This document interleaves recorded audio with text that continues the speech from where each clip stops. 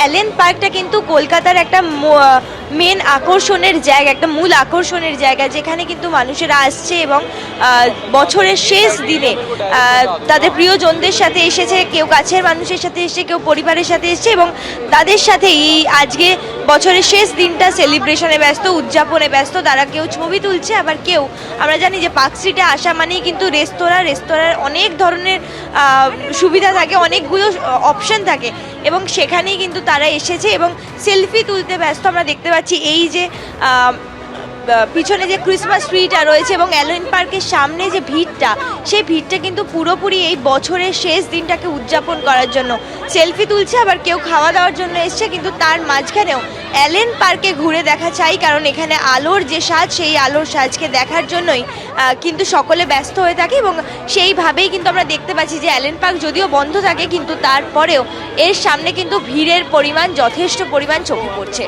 সোমেন, একেবারেই নতুন বছরকে স্বাগত জানাতে একেবারে প্রস্তুত রয়েছেন শহরবাসী। তোমাদের দুজনকেই ধন্যবাদ।